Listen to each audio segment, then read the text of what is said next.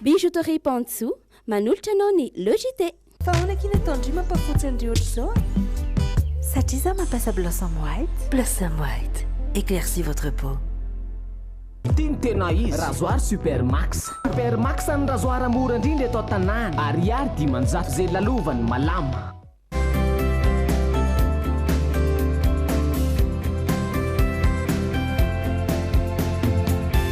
Sanifère, le meilleur.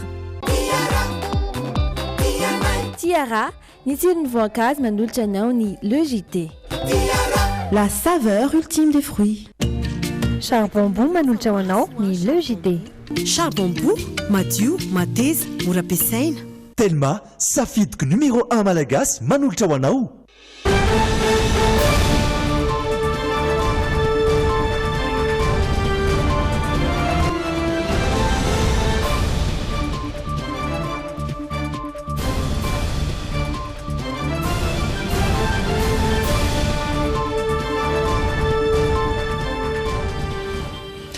miaraba tompoko ary tonga soa indray atao anatin'ny logité alarobia fa 10 ny volana Mai reto ny lohateny.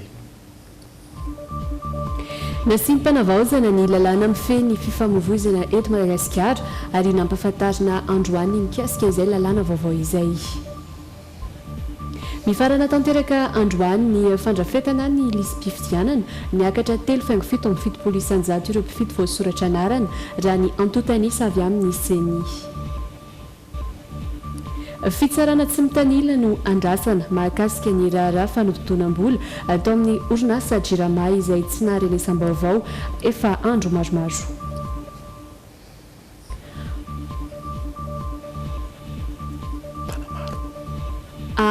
Mahakasika kosa indray ny tanamaro EPP iray teny Avoloa no safidiny teo anivon'ny fiadidinan'ny Repoblika natanterahana izay asa tanamaro izay tamin'ity androany ity.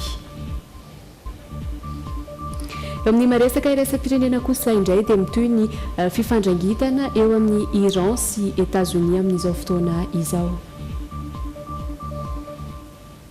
Manatitra ny araba ho antsika ampijery amin'izao takariva izao ary manasa antsika mpanajana ihany koa anaraka ny logité hatramin'ny farany. Anatin'ny tapany faharoa aritsika dia anaraka ny portrait izay iarahantsika amina mpiangaly BMX iray ako dia nasananao ihany koa ny hanarahina izany. Fa zao aloha andao anaraka ny actus ny la une.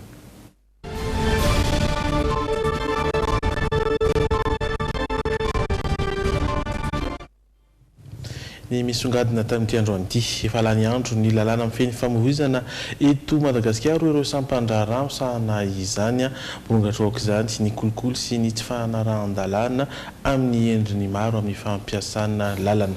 Nasimpanavaozana io lalàna mifeny famohizana io izay nampahafantarina androany hoentitra kokoa ny fanarahamaso ny sazy omena ireo izay tsy manara-dalàna manomboka izao iaran'izay avokoa na ny mpampiasa lalana na ny mpitandro ny filaminana mandrindra izay fifamohizana izay vaovao tanteriny Jasy Alinjarafeno sy Doda Rajarinjato. Mbola miaina ao anatin'ny gaboraraka ny ankabeazan'ireo mpampiasa lalana eto Madagasikara ireo tompona andraikitra misahana ny fifamoivoizana. Tsy mifanaraka amin'ny fotodrafitrasa sy ny fitaovam-pitaterana eto amintsika intsony ny lalàna mifeny fifamoivoizana izay efa taonany maro tsy nasimpanavaozana. Vokany mirongatra ny tsy fanarahan-dalàna. Navaozy ny lalàna mifeny fifamoivoizana io izay nampahafantarina androany. Ezaka ataony hampahafantarana izany manerana ny nosy mialohan'ny fampiarana. Dia raha ny voalohany zao dia ny fizarana fampahafantarana ny rehetra hoe iza daholo ireo fanjakana izay tena misehatra amin'ny izay tena miandraikitra ny code de la route. Raha taloha manko dia ny ministère des travaux publics izay no ministère irery izay nisahana ny code de la route. Amin'ity dia misy ministère maromaro ao ny gendarmerie nationale, ny police nationale, ny ministère des travaux publics, ministère des transports. Ny faharoan'izay koa dia ny fametrahana n'ilay hoe fonds d'urgence rehefa tonga ny tradoza izay hoe goavana nangeza dia efa misy nametrahana izay hoe fonds d'urgence izay ahafahana mamonjy ny natao an'ilay hoe premier secours ho an'ireo izay maratra. Ny tsolotra omen'ireo mpampiasa lalana tsy manara-dalàna ny mpitandro ny filaminana ny tena endrika iseho amin'ny fandikan-dalàna eto amintsika izay azo ambara ho antony iray mampirongatra ny loza-pifamoivoizana. Hoentitra kokoa ny fanaraha-maso sy ny sazy manomboka izao. amin'ity boky vaovao ty zany a dia misy fampiharana an'le hoe fandoavam-bola. Taloha antsika dia milaza hoe AF. Ny AF dia mizara efatra, AF1, AF2, AF3, AF4. Amin'ity ndray mitoraka ty a dia misy ny sazy izay ampiharana manomboka hatra amin'ny ray hetsy ka hatramin'ny ray tapitrisa ariary ho an'zay manaraka an'le le mandika lalàna zany. Io zany dia tsy maintsy ampiharana. Endrika fandikan-dalàna ray zao ohatra ka hoe ny olona tsy manana fahazahoan-dalana mitondra an'ilay fiarakodia. Ankehitriny dia misy sazy izay mahazo an'le olona zay voalazako teo fa any amin'ny tribunal mametra azy hoe manomboka amin'ny ray hetsy ka hatramin'ny ray tapitrisa ariary ny sazy alohan'le olona miampy fampidirana aponja. Tanjona amin'ity fanavaozana ity ny anafanana ny gaboraraka na eo amin'ny mpampiasa lalana na eo amin'ny ropitandro ny filaminana mandrindra ny fifamoivoizana. Efa misy hisy ny récépissé any amin'ny trésor zany fandaovana azy io akoatran'le hoe AF ny AF4 zay voalazako teo iny a aloha sur place. Ny AF4 moa dia mizara efatra ary ny farany ambony a 12005. Ohatra amin'izany raisiko olona moto tsy mitondra kasika dia AF4 ny sahaza azy fa tsy hoe misy olona hitako vola amin'le olona 10,000 sy ray aly ohatran'izay. Ny AF4 zay dia 500 sy 2,000 ny alohany eo dia misy récépissé io. Iny indray zany versen'ny agent valorisateur any amin'ny trésor. Nanamafy ny tompona andraikitra fa azon'ireo olona voasazy atao tsara ny mametraka fitoriana raha toka maka vola ambony noho izay efa lamina napetraka ny mpitandro ny filaminana mandrindra ny fifamoivoizana. Lavavao mikasika ny fifidianana mifarana tanteraka androany ny fandrafetana ny lisy fifidianana. Niakatra telo faingo fito amby fitopolo isanjato ireo mpifidy voasoratra anarana raha ny antotanisy avy amin'ny CENI ny volana febroary lasa teo moa ratsy ahivona noho ny farana vonjimaika izay fanavaozana ny lisitra izay ity lisy mpifidianana ity no ampiasaina amin'ny fifidianana manaraka karakarainy eto Madagasikara mialohany 12 Mey 2020 tafiditra ao anatin'izany ny fifidianana amin'ny 17 Mey sy ny fifidianana ben'ny tanàna mitondra ny tsara ho fantatra momba izany ity fanadihadiana hoentiny Rindra Tahiry Sidolfa Rakotiniaina ity. Misy 770 sy 2,000 sy 3 sy 10 tapitrisa ireo mpifidy voasoratra anarana ao anaty lisy mpifidianana raha ny isa farany taoriany fanakatona tanteraka ny lisy mpifidianana. Nahita-piakarana telo faingo fito amby fitopolo isanjato io taio ny tatitry ny voamera maleo tena misahana ny fifidianana raha oharina tamin'ny lisitra vonjimaika izay tsy ahivona fa ny farana tamin'ny volana febroary lasa teo. Ataka ny isa-taona dia nahatra 10 volana fanavaozana izay lisy mpifidianana izay lisitra izay ampiasaina amin'ny fifidianana ho tanterahana ohatrin'ny 15 Mey hatramin'ny 15 Mey 2020 izany hoe ity lisitra farany ity no ampiarina amin'ny fifidianana tanterahana ny 17 Mey izao sy amin'ny fifidianana ben'ny tanàna ary amin'ny fitsapakevim-bahoaka raha toka tsy mandilatra ny herintaona ny fikarakarana izany. Manomboka eo zany dia hoe tsy afaka mampoditra olona ao anatin'ny lisy fifidianana intsony sika tsy afaka manositra olona ao anatin'ny lisy fifidianana intsony amin'io fa dia miandry zany ny fisokafa amin'ny lisy fifidianana voalohany manomboka amin'ity taona ity izay amin'ny fanavaozana isan-taona manaraka vao afaka mahitsy an'izay lisy fifidianana mampiditra olona na mandala olona. Iparitaka amin'ireo birao fandatsaham-bato miisa 520 sy 700 sy 5,000 sy 2,000 manerana nosy ireo mpifidy voasoratra ireo. Tsevina hatrany anefa fa noferan'ny lalàna ho 700 ny isan'ny mpifidy ao amin'ny birao fandatsaham-bato iray. Ny fisoratana anarana ao anaty lisy mpifidianana izay fepetra takina amin'ny fahafahana mandatsa-bato amin'ny andron'ny fifidianana. Ako ny fampelezan-kevitra so fifidianana solombavam-bahoaka kosa efa misoritra ny lalana ho an'ny kandida Mamitina izay mirotsaka eny amin'ny boriboritany faharoa naneo ny fahavononany ho an'ny fampandaniana azy avokoa mantsy ireo faritra izay notsidiany tao amin'izay boriboritany faharoa izay. Tao anatin'ny afaliana sy ny tsodrano aleo alasana no nataon'ny mponina teny Ambohipo ho an'ny Mamitina nandritra izay fampelezan-kevitra ny tanterahany teny toerana androany izay. Maro mpanotrina amin'izay tany alehany ity kandida larana fahenina eto amin'ny boriboritany faharoa ity. raha nifantoka tamin'n'ilany atsimo ny fitsidiana nataonyreto lisitra vonona sy vanina ireto ny herinandro voalohany dia nipankaty amin'n'ilany atsinanana izany nanomboka omaly ka ny tao amboipoy indray no niara-paly tamin'ny mampitiana nahagaga dia tsy nila no resena lahatra ireo olona ny fanena taminy teny an-dalana fa avy dia naneo fahavononany sy fatokisany an'ity kandida vonona sy vanina ity fifandraisan-tanana raha natotsofina milaza tsodrano sy fankahirezana no nataon'ireo olona no ana taminy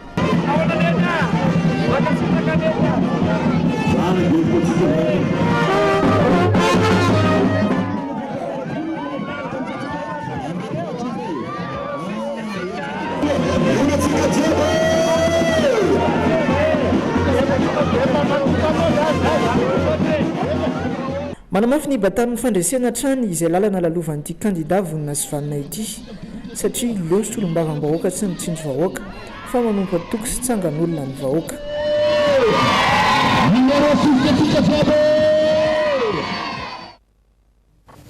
fa teny amin'ny faritry itaosindray kosa no notsidian'ny kandida Andry Ratsivahiny natolotry ny vonana isika rehetra miaraka amin'ny Andry Rajoelina androany mitatitra ny mikasika izay iandry lalain'Andriamasy misy arazafinjatova hoarantsika ny akony taoriny commune Bemasoandro ny herinandro lasa iny dia nitety ny commune Andranona ohatra sy an-tampony Itosy androany ny kandida Andry Ratsivahiny izay natolotry ny vonona isika rehetra miaraka amin'ny Andry Rajoelina ny tafa mivandana tamin'ny vahoaka ny kandida lalina fafito ampilata tokana enivony distrika natariva Tsimondrano ka ny ainy netetan'izy ireo le rano eto an-tampony Itosy manodidina eto zany amijaly rano beza satria amin'ny 12 alina izay matsaka dia tapaka any amin'ny 5 maraina any dia tsy mandeha tsony raha tsy raharariva amin'ny 12 alina indray dia izay ny etaetana eto an-tampony Itosy manodidina eto le rano dia ny bassin koa mba mila ampiana ray satria be da be mpanasa lamba nefa tsy bassin fa bassin iray ihany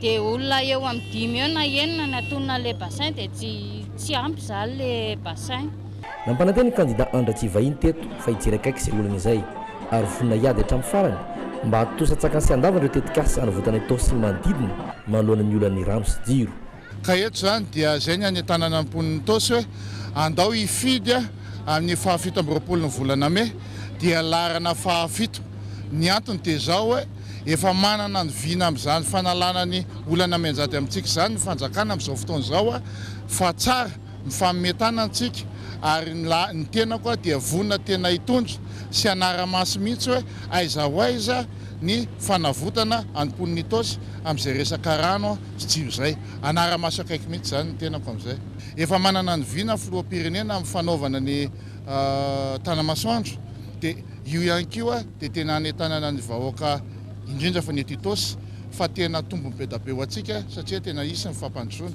fa eto dia miteny foana fa be da be maro ny manelitra hoe hototofana ny tanibary eto Tsimondrano izay tsy marina izay satria le toerana ny manelanelana ny Tsimondrano sy Ambohitrimanjaka eo ampovoany eo le toerana dia misy ny tetezana miampita manapaka ny sisaony iny zany hoe tsy isy voakitika zany ny tanimbary avy aty Bemasoandro pahatonga any Akadimanka azo antoka ny tanterahan'ireo tetikasy ireo satria zanaka an-trano ny kandida Andry Ratsivahiny tanjo ihany koa ny ampandany kandida ao anatin'ny vonina isika rehetra miaraka amin'ny Andry Rajoelina mba hipetrahan'ny fiaramiasa amin'ny antemeram-pirenena sy ny filoha raha tsy laza fa tsy ny fanendrena ny prime ministre ho fitohizana fampandehanana raha-mpanjakana izay ny akon'ny fampelezan-kevitra amafisina trany fa misokatra ho amin'ny antoko sy ny kandida rehetra ny eto amin'ny Jumina amin'izay fampitana ny akon'ny fampelezan-kevitra izay kasaina ho tanterahina izay dia naraka dokam-barotra aloha isika hiveryneto rehefa avy eo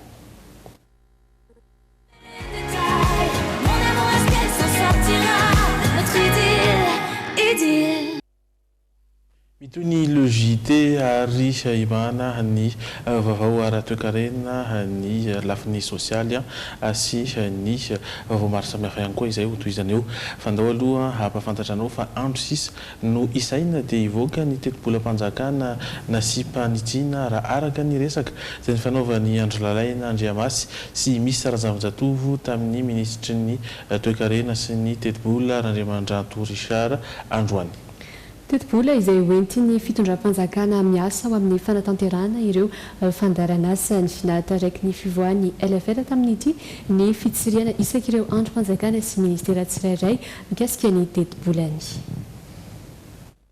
No ny fisiany gaboraraka be loatra tamin'ny teti-bolam-panjakana sy ny fandanina volam-panjakana sy araka ny fampantenan'ny filoha Andrajoelina dia ny famindry ty fitondrana ankehitriny ity. Tsy maintsy notsoriana sy nozahana ambony ambany ny teti-bolanao ministera sy androm-panjakana maro samihafa. Hoy ny fanazava-ministra ny toe-karena sy ny teti-bola Richard Andriamandranto. Nisy mihitsy aza ny fampiantsoana ireo ministra sy filohan'ny mpanjakana mba hanazava ny teti-bola narosiny. Be da be le gaboraraka teo aloha izay angamba ny marina. Misy zavatra ataoko hoe tsy dia nijery loatra ny lafiny hoe mahatsara ny fiainam-bahoaka amin'ny ankapobeny ny fanaovana n'le teti-bola fa natao report mekanika fotsiny. Zao ny fomba fiasa teo aloha dia noho izany tokony izay ihany koa ny tohizana amin'ny toana manaraka tsy izay tsony ny zava-misy ankehitriny.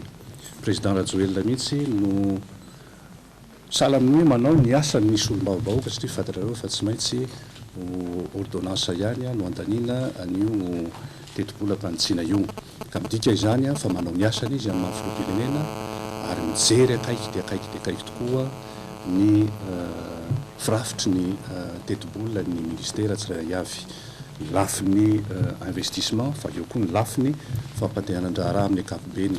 Voakasiky ty fitsirana teti-bola ity avokoa ireo androm-panjakana manomboka ny fiadiana repoblika, ny primature, ireo ministera ary ireo sambana ara-panjakana samihafa toy ny CFM sy CNI. Nozavay ministra ny toe-karena sy ny teti-bola raha teo fa mety ho antony nampienany nisan'ireo mpiasa enivon'izy ireo izany.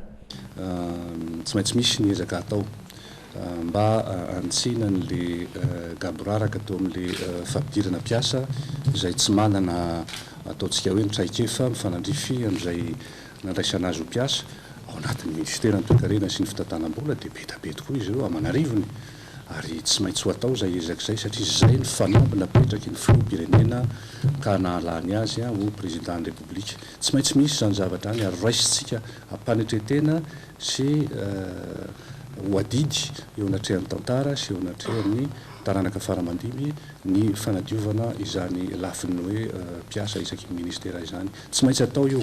Efa nampiaratana filoham-pirenena ankehitriny teti-bola na sipanitsiny izay andrasany voka-tsoatsy. Etsankilana dia fanomboka ihany koa ny fandrafetana ny teti-bola ho an'ny taona 2024. Fataoriny fandarovan'ny filohan'ny vondron'ny bankiresapirenena teto amintsika ary dia mitoetrany ireo tetikasa sy fandaharan'asa izay tohanan'izy ireo.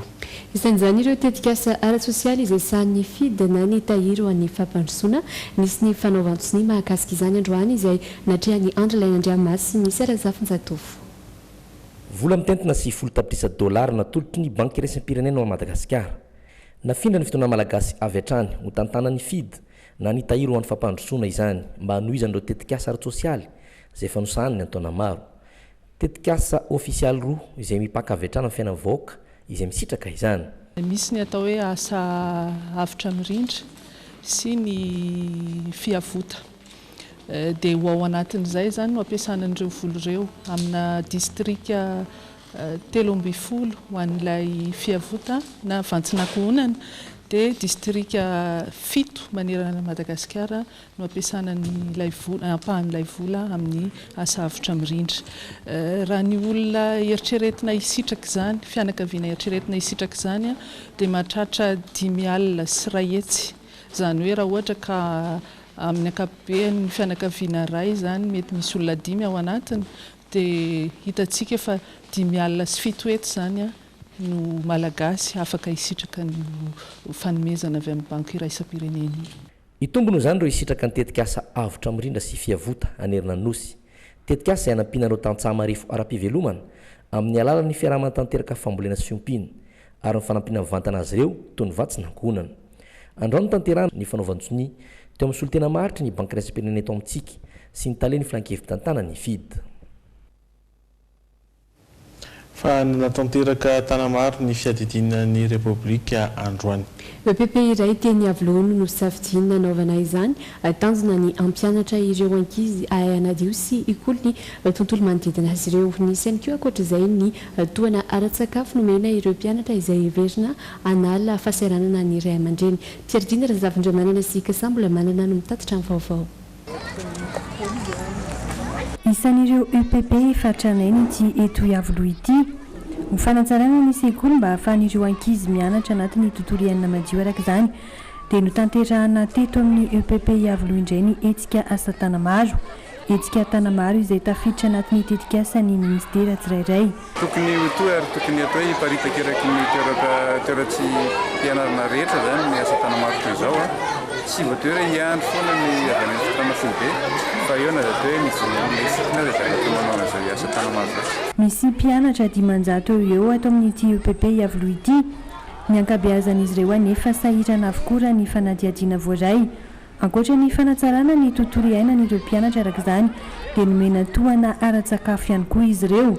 Heverina hanampy ny fahasahirana ny ray aman-dreny izany. Fitopolo sy 500 eo androany nahazo koba haina tsirairay avy dia nahazo vary ihany koa. Ankoatran'izay ny tanamaro fantatritsika hoe fanadiovana dia fikolokoloana nataonay daspa zany androany nandoko ny le façade extérieur avato hanaovana fresque éducative. Ankoatran'izay misy ny fambolena ny fefy ao amin'ny EPP Araka ny fampanantenana nataon'ny tompony andraikitra dia tsy hijanona eto izay asa izay fa hihitatra eraky ny EPP manerana ny nosy. Lambavao hafa kosa indray natsangana manomboka izao ny rafitra manokana izay ahitana ny solotena avy amin'ny CNAPS sy ny ministera ny asa-panjakana amin'ny alalan'ny task force hanamafy ny fanentanana amin'ny fampidirana ireo mpiasa ho mpisitraka amin'ny fiainana ara-tsosialy. Tanjona kendrena ao anatin'ny fitsanganan'izay task force izay ny ahazona vokatra ambony indrindra amin'ny tahan'ireo mpampiasa miditra ho mpikambany CNAPS atao anatin'ny telo volana nandritry ny filan-kevitry ny ministra Robert izay no nametrahana io fepitoana ho an'ny CNAPS io raha tsy ahivony ny antsiprian'izay hoentiny rindra Tahir Sidolfa Sakotiniena. Manodidina ny 3,4 ireo mpampiasa voasoratra anarana mpikambana amin'ny heviny CNAPS amin'izao fotoana. Izany hoe tsy misy afa-tsy 170 ireo sehatra asa isan-karazany misy eto Madagasikara. Ny 9,4 amin'ireo ihany kosa no mandoa ara-dalàna ny latsakemboka isam-bolana ho ny tatitra avy amin'ny tahirim-pirenena momba ny fiahiana ara-tsosialy.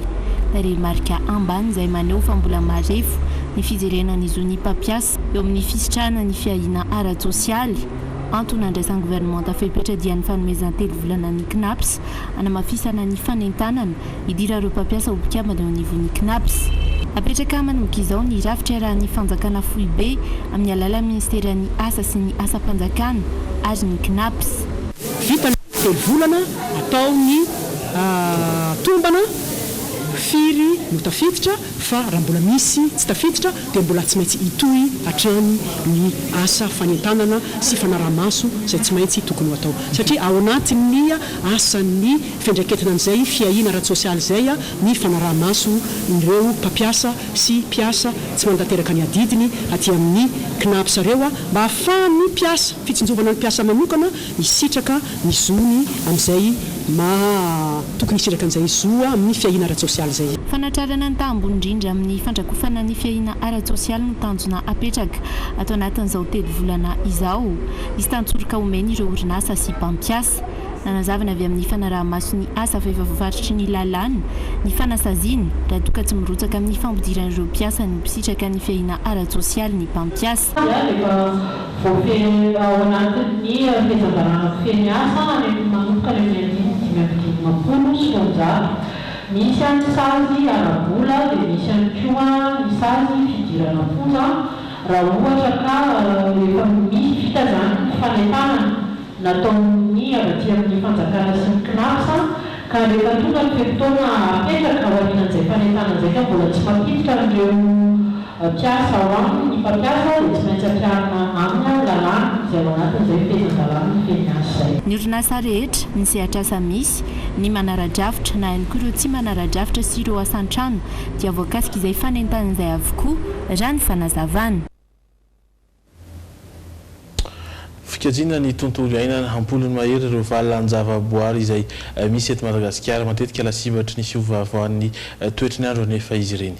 Antony tonga ny MNP na ny Madagascar National Park anao tetika serovana ireo valan-javaboary eto amintsika mba ahafahana miady amin'izany toetry ny andro izany. Isarak'izany ny fanadihadiana ho atao amin'ireo valan-javaboary 410 izay nosafidiana heverina fa ampitomboisa izany raha teo ireo mpandraraha izay hiasa any amin'ireo valan-javaboary ireo. Fanadihadiana iarahana ny Pierre Dindrazafindramana sy Kasambolamana. Isy ny fanadihadiana ho atao amin'ireo valan-javaboary miisa 410 eto Madagasikara. Tafiditra anatin'izany ny ao Andasibe, Ranomafana, Isalo, Bemaraha, Andringitra sy maro hafa. Fanadihadiana izay hijerena manokana ny mampiavaka ny parka tsirairay mba ahafahana miaro sy mitondra fampivoarana azy ireny raha ny filazany tompon'andraikitra. Rehefa fantatra mantsy ny mahasamihafa ireo parka ireo dia afaka mametraka tetika asa-pampandrosoana amin'izany ny tompon'andraikitra ka hiantso ireo mpampiasa vola eny amin'ny valan-javaboary. Zao ny potentialité ny site tsirairay avy en terme na écotourisme. Écotourisme, ny écotourisme moa zany dia hoe tourisme écologique ao anatin'izay dia efa mipetraka hoe manahoana ny circuit zay ny idiran'ny l'investisseur. Satria mety isy écologe zany anatin'ireny parc reny misy hotely satria rehefa tonga ny tourisme mandeha any anatin'ireny parc reny izy tsy maintsy misy toerana hipetrahana. Dia l'investisseur privé zany rehefa vita ny étude de faisabilité ataon'ny UCN dia ao anatin'ilay étude zany mametraka zay rehetrarehetra zay izy par site hoe zao ny potentialité zao zavatra tokony atao. Tanjona amin'ny tetika fanadihadiana araka izany ny tombony ireo mpampiasa vola hiasa eny amin'ireo valan-javaboary 410 voalaza ireo. Rehefa mahita ny mahazava-dehibe ireo harena voajanahary ny mpampiasa vola dia hiteraka fivoarany toe-karen'i Madagasikara avy eo izany satria hiteraka asa ho an'ny mponina manodidina. Sotomina ry zareo zany incitena mba handray anjara ao anatin'ny fiarovana ny tontolo iainana zany dia izay ny tena tanjona ao anatiny satria ny zavatra misy amin'izao fotoana zany dia aty ivelany daholo foana ny investisseur zany no miinvestira zany dia ireo investisseur ireo zany sotomina mba hiteraka asa sy fampivoarana zany ny farim-piainam-ponina manodidina ny valan-javaboary. Marina fa ny Union internationale pour la conservation de la nature na ny fikambanany iraisam-pirenena misahana ny fiarovana ny natiora no isanisana ny asa fanadihadiana amin'ireo valan-javaboary 410 izay tantany ny MNP na ny Madagascar National Park sa ireo anomboka tsy ho ela ny asa fanadihadiana. Fa eo amin'ny ady amin'ny kolokolo kosa indray manao tohivakana ny fandrenesana ireo raha mafana anaovan'ny bromaleotena hamiady amin'ny kolokolo famotorana efa misy ny ministra tale generaly ary ny tompon'andraikitra mpanjakana ambony izay voaroroya sy nohainona tamin'izy ireny. Anisan'ny naoraka nefa saingy tsy nandrenesam-peo kosa ny makasika ny raharaha fanodonam-bola teo anivony orinasa Jirama raha toka voalaza fa efa eny anivony fitsarana miady amin'ny kolokolo na ny paka ny raharaha. Olona 7 moratsehivina no voaroroy tamin'ny tiraraha ity ka anisan'izany ny tale generaly ny orinasa Jirama teo aloha sy ny voatona tao anatin'izany amin'ny koa ny anarany mpandraraha iray Mamy Ravatomanga. Ratsika fanadihadiana ny tanterahany Territoire sy Doda Rajarnjato. Efatra amin'ny volana Aogositra 2024 no teny anivony sampany fitsarana misahana ny ady amin'ny kolikoly chaîne pénale anti-corruption tamin'izany fotoana izany ny raharaha. Tao ren'izay kosa dia tsy nandrenesam-peo intsony ny mikasika ity raharaha ity. Fanodinam-bola mpanjakana fanararotam-pahefana no anisany nanenjeny ireo olona miisa 7 izay voakasika tamin'ity. Voatonona tamin'izany ny tale generaly ny Jirama teo aloha Rasidy Désiré sy Mamy Ravatomanga mpikambana tao amin'ny filankevim-pitantanan'ny orinasa Jirama no sady filohan'ny filankevim-pitantanan'ny orinasa tsy miankina iray hafa. Araka ny fanazavan'ny teknisianina dia manana fahefana mampitsahatra famotorana ny Bianco raha toa ka hitan'izy ireo fa tsy mitombona ny fanenjehiny. Raha toa kosa ka halefa ny birao eny anivo ny sampany fitsarana miady amin'ny kolikoly ny raharaha dia midika izany fa mitombona ny fanenjehina na ny fiampangana izay atao. izay no mitranga teto araka ny fanambarana nataony tare général ny Bianco. Raha najirama zany raha mahakasika ny Mamra Vatomanga dia efa vita zany. Efa nitretenay taty zany dia efa nalefanay tany amin'ny scène pénale tamin'izay fotoana izay fa tsy hoe janona ato aminay intsony. Manao toy vakana ny fandrenesan'ireo raharaha mafana anaovan'ny Bromale tena miady amin'ny kolokolo ny famitorana. Anisan'ny naoraka saingy tsy nandrenesam-peo intsony kosa ity raharaha famodikodinam-bola tao amin'ny orinasa Jirama ity. Efa nanao antsoavo mba tsy ho fitsarana manao laza masaka fotsiny ihany ny CFAFI, mba tsy ho fanendrean'ireo fahavalo politika fotsiny ihany no atao, fa mba ho fitsarana tsy mitanila ho an'ny rehetra.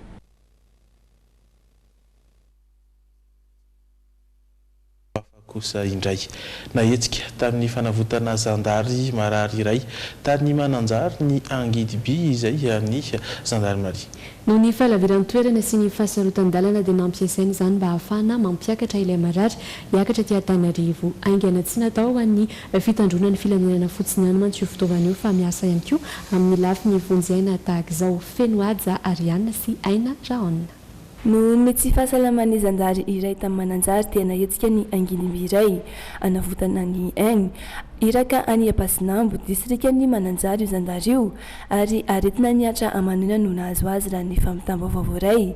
Rehefa nandre ny zava-nisiny avy aty amin'ny foibe fibakonany Zandarmaria Pirenena dia nalaina tamin'ny Angidiby tany fotony ilay zandary ny alatsinainy teo mba naraka fitsaboana aingana aty Antananarivo. Sarotra ny lalana mihazo any Ampasinambo raha ny fanazavana nentin'ny médecin colonel Rabiarmanana Daniel satria 3 andro mandeha tongotra vao tonga any an-toerana antony tsy maintsy nampiasana ny Angidiby amin'ny vonjena tahaka izao. Tsy mijery fotsiny ny mety ho fahasairana n'ireo mpiara-miasa izay miasa ao anatin'ny fepetra sarotra dia sarotra toy izao ny Zandarmaria Pirenena fa mijery tanteraka ny asa fanampiana na ny tohana izay ilaina amin'ny toe-javatra miatra manaina koa manentana ny tsirairay ihany koa mba hiara-handinika ary aiky izay fandraisana andraikitra izay mba ho tohana atao amin'ny fametrahana ny fandriampahalemana ho an'ireo zandary izay miantsehatra amin'ny fametrahana izany. Hoy ny kolonela Zavisambatra Ravoavy tanden'ny fandriampahalemana sy ny angom-baovao eo anivon'ny fibakonany Zandarmaria Pirenena. Ny fianakavian'ny Zandarmaria dia maneho saorana etona ny filoham-pirenena sy ny prime ministre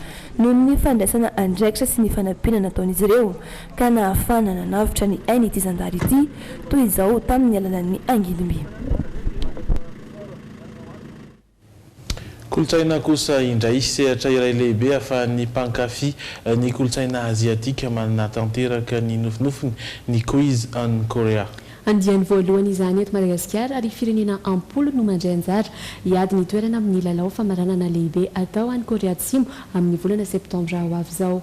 Manana ny solitenan'i Madagasikara taorian'ny fifantsanana izay nitanterahana androany fanadihadiana entiny Fenoaja Ariana sy Aina Raonna Trany.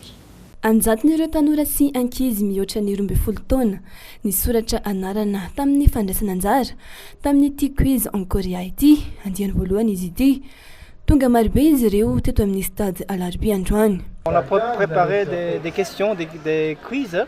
Nanomana fanontaniana maromaro zahay dia anjaran'ireo ankizy no mamantatra hoe marina zany na diso.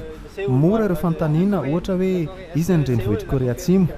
Lalao no atao tanjona ny anaporisihana an'ireo tanora alala bebe kokoa mahakasika ny Korea Atsimo. En Corée surtout pour engager le public malagasy, les jeunes pour qu'ils puissent savoir encore plus la culture coréenne. Mizara roa mazava tsara ny fifaninanana. Ny andiany voalohany dia afaka andraisan'ny rehetra anjara.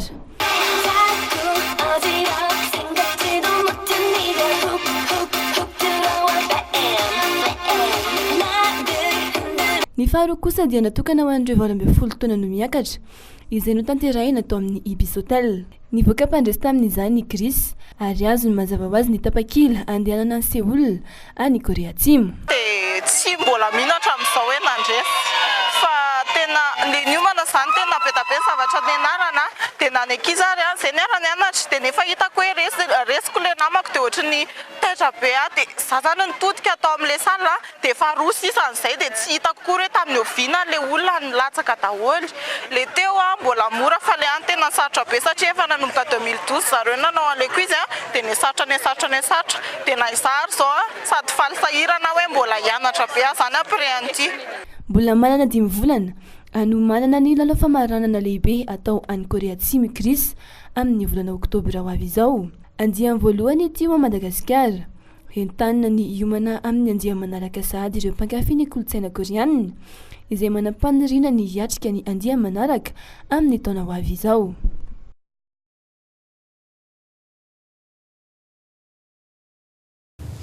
Anivelany kosa indray mbola andreny sampeo ny mikasika ny fanolanana ao Iran izany hoe ao amin'ny Golfe Persika ao. Sambo miisa efatra no lasibatry ny fanafiana miaro figafiana atao amin'ny Golfe Persika izay manasaraka ny Iran sy Arabia Saodita ny alady lasa teo. Fandrangitana sy fiantsinata no andraisany ministry ny raharaham-bahiny iraniana izany raha naneho ny heviny nandritry ny fitsidihana izay nitanterahany tany Inde. Etats-Unis kosa tetsankilana nampitandrina ny Iran. Toetrany ny fifampiampangarina eo amin'ny Iran sy Etats-Unis amin'izao fotoana izao. Ny alady lasa teo no nitrangany ity fihetsika miaro figafiana ity teto amin'ny Golfe Persika izay manelanelana ny Iran sy Arabia Saodita. Sambo lehibe mpitatitr'entana miisa efatra no lasibatra tamin'izany. Tsy nisy ny ainana fohina na ratra ary tsy mbola nisy ny tolona ho tompon'antoka tamin'ny fanaovana izany hatreto.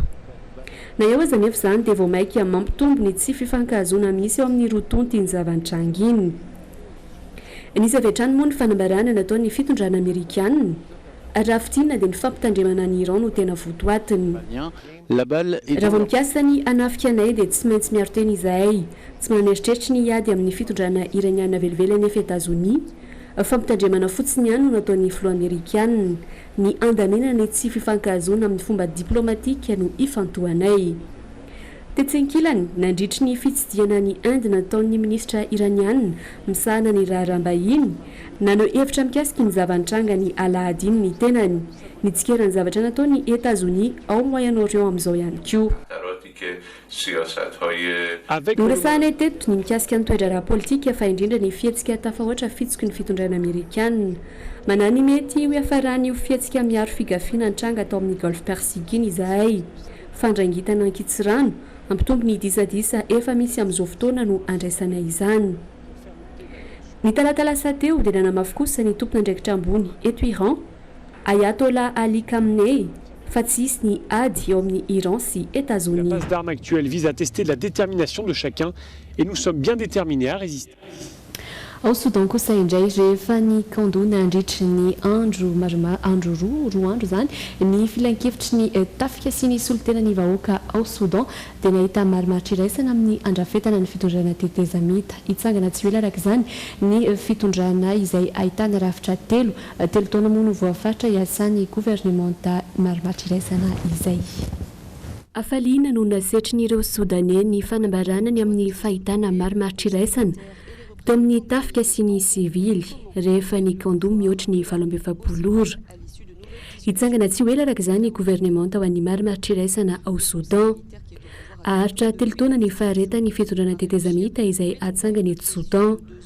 Fametrahana fifanarahana mikasika ny filaminana miaraka amin'ireo mpikomy ao andrefana sy atsimon'ny Soudan no anokanana ny enim-bolana voalohany itsangarana ity gouvernementa ity. Raha nambaran'ny filohan'ny filan-kevitra miaramila ny jeneraly Atta. Namafisiny avy ao amin'ny ALC tamin'ny alalan'ny filohany ihany koa izay fanambarana izay nandritry ny valandresaka ho an'ny mpanao gazety nataon'izy ireo androany. Nanazava ny ofirafitra izay fitondrana tetezamita izay ihany koa ity filohany ity.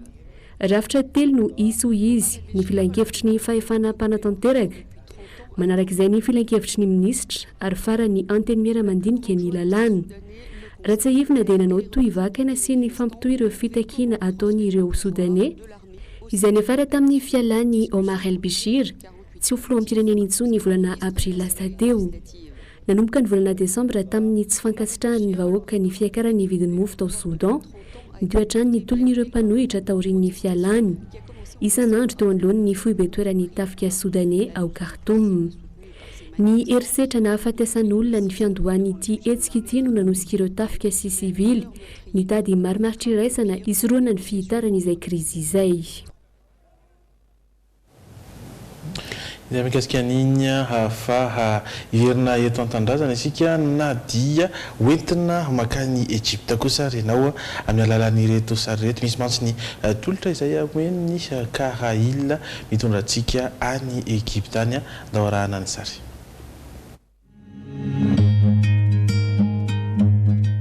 Réaliser un voyage en Égypte était un vieux rêve pour vous. À l'occasion de la CAN 2019 en Égypte, Karaïl vous présente un voyage organisé le 19 juin au 1er juillet pour seulement 6 500 000 ariages. Nous vous offrons le billet aller-retour, l'hébergement avec petit déjeuner et dîner. Je veux qu'on s'apprenne. Le transfert et transport. Ton corps me donne le vertige et tes mains me mènent. 3 tickets d'entrée au match de l'équipe de Paria de Madagascar. Je pourrais me tatouer notre histoire. Découvrez les meilleurs sites en Égypte, profitez d'un voyage d'exception et passez quelques jours inoubliables grâce à la visite des pyramides des pharaons de la capitale, le Caire. Et je voudrais que ça dure longtemps. User ma peau sur la tienne. De la Malle Gizeh, Léol et marché de Khalili et bien évidemment le zoo. Je saurais simplement que t'es là, que t'es belle, que t'es mienne. Je voudrais que ça dure 100 ans. Une croisière sur le Nil pour visiter certains monuments caractéristiques de ce pays. La demande du visa est à notre charge. Pour plus d'informations, contactez le 034 43 760 00.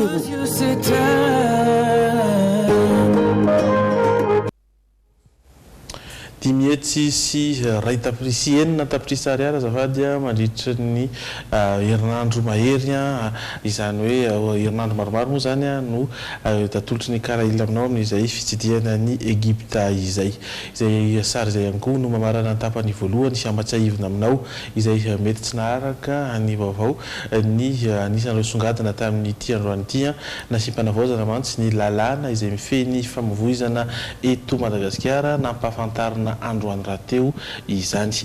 Mifarana tanteraka kosa androany ny fandrafetana ny lisy-pifidianana niakatra 3.7 isanjato ireo mpifidy voasoratra anarana raha ny antotanisa avy tany amin'ny Sony ary fitsarana tsy mitanila kosa no andrasana makasika ny raharaha fanodikodilam-bola atao amin'ny orinasa Jirama satria efa inanivon'ny sampany fitsarana misana ny ady amin'ny kolikoly ny raharaha. Ireto kosa indray no mendratsika ao anatin'ny tapany faharoa amin'ny logité amin'izao takariva izao. Tantarana tovolahy iray izay mpanao ireny fanatanjahantena somary maherisetra ireny na sport extrême no izara amintsika ny mombamomba azy ato anatin'ny portrait Samy no anarany ary ny andindiny mikasika izay no ho tantarany amintsika. Nasaina nanohy ohabolana iray kosa ireo sendra fandraisam-peon'ny logité tamin'ity androany ity tato anatiny Oyanao. Etsika iray hafa kely entina anangonana vola anaovana asa soa miavaka kosa no entina aminao ato anatiny insolite. Isent vetivety isika dia anaraka ireny izy namampandarana ireny ato ariny ireto dokam-barotra ireto.